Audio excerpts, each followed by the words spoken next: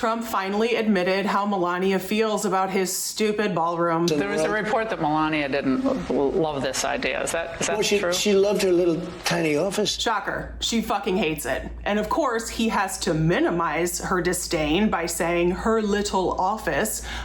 Dude, you demolished your wife's office. She gets to be a little salty about that. Oh, and he also pretty much admitted to taking a bunch of bribes to pay for this damn thing. By the way, zero money spent by the government, zero. The East Wing is being spent by private donors. Trump sat down with Laura Ingraham last night for a super hard-hitting interview, and it's really obvious watching Trump's recent media appearances that his staff is just trying to keep him busy, get him out of the way so they can do the real work of demolishing our democracy. So they send him off to waste an entire night on Fox News talking about ballrooms, magnets, and Biden. It's going to be the most beautiful anywhere in the world. Problem was that Biden did this. He increased the interest rates, and I have a lousy Fed person. President Xi was willing to do the rare earth thing, that's magnets. Now, nobody knows what a magnet is. If you don't have a magnet, you don't make a car. You don't make a computer. You don't make televisions and radios. We're going to have the best ballroom anywhere in the world. And I built a lot of them. You know that. You know a lot of them. How many ballrooms do you think Trump has built? I tried to find out. I actually looked it up because I was curious. And based on my super not scientific method, I counted like 5 ballrooms related to Trump properties. Is that a lot? I have no idea. I've never even built one, so what the hell do I know? What I do know, however, way better than ballrooms, is bribes. And if Trump was being honest, he would admit he knows way more about bribes than ballrooms as well. Well, first of all, the East Wing was a beautiful little tiny structure that was built many years ago that was renovated and expanded and disbanded and columns ripped out, and it had nothing to do with the original building. It was a poor, sad sight. And we're building one of the greatest ballrooms in the world. By the way, zero money spent by the government, zero. The East Wing is being spent by private donors, and it's a $250, $300 million building. It's going to be the most beautiful anywhere in the world. It'll be a large, beautiful, you know, they had an event the other day. They could hold, with tables, they could hold 79 people. Now, if you have President Xi from China, or if you have some big state event, we have no place to have it. You Not know just regular people. Just regular people invite in. Obama wouldn't mind this. Mrs. Obama obviously wouldn't mind. They would put a tent on the lawn. It was a low section because that's the only section you have. So it was a low section. If it rained, you were sitting in 6 inches of water. It was a disaster. Trump is boasting about not spending any taxpayer dollars on the ballroom because he thinks it's a politically expedient talking point. But we have to remember that when taxpayer dollars are spent, it's actually way better for the U.S. taxpayer because those dollars are accountable and we, the people, have recourse. If we don't like the money being spent there, we don't re-elect those people. We vote for somebody else who's going to spend the money in a different way that more aligns with our values. When it's just donations changing hands from private companies, there is zero accountability. There is zero recourse for the American people. The White House recently released a list of private companies who are donating to the White House ballroom. But let's be honest here, these are not donations, these are bribes. Companies like Amazon and Google are not doing this shit out of the goodness of their hearts. They are 100% expecting to get something in return for their donation. Trump says, don't worry, taxpayers won't foot the bill. The president says he'll contribute his own money to the building, which will accommodate a curious number of guests. 999.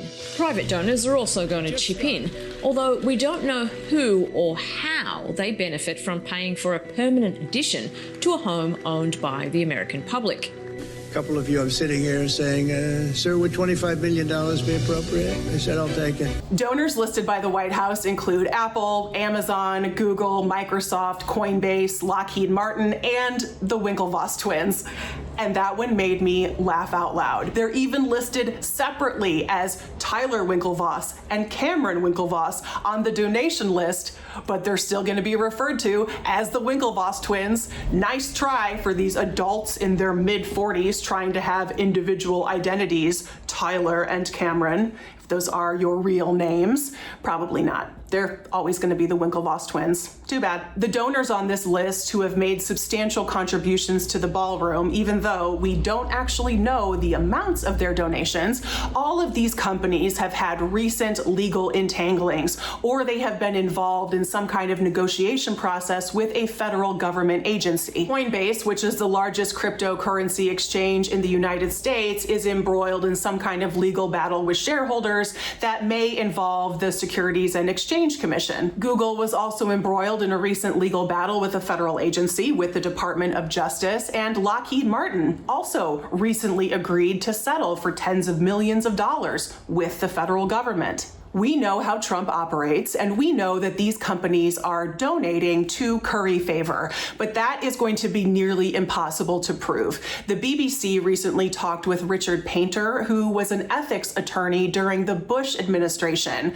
And just hearing the word ethics, doesn't that sound weird? It sounds like it's almost out of style to be ethical because we have so many bigger fish to fry right now. Reading about ethics in this article felt like it transported me to a different time, because Painter says he has huge ethics concerns when it comes to this ballroom and private donations being used to pay for it. He states the obvious, that these corporations want something from the government, but also points out it would be nearly impossible to prove a quid pro quo. In addition to Melania being pissed off and Trump obviously taking bribes for the ballroom, he also admitted that he didn't actually have to demolish the East Wing. He's demolishing his wife, the First Lady's office, and other parts of the East Wing to make way for a $250 million, 8,400 square metre ballroom. People were surprised that the entire East Wing is being demolished, because you had said initially that the ballroom would just touch or would not. Well, touch certain areas are being certain areas are being left. In order to do it properly, we had to take down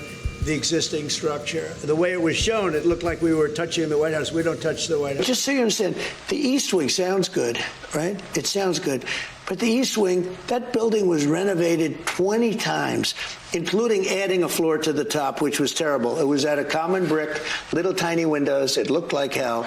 It had nothing to do with the original building, and I could have built the ballroom around it. I didn't want to sacrifice a great ballroom for an okay ballroom by leaving it right smack in the middle. Isn't that crazy? He didn't even have to take down the East Wing. Obviously, they just want to create a spectacle, a distraction. They want us to be super pissed off about a stupid ballroom. What a fucking shit show. But you know what? I'm so glad to be in this shit show with all of you. So make sure you subscribe to Really American and share this video with someone in your life. Let's keep the conversation going. For Really American Media, I am Corinne Straight. Thanks so much for watching. I'll see y'all next time.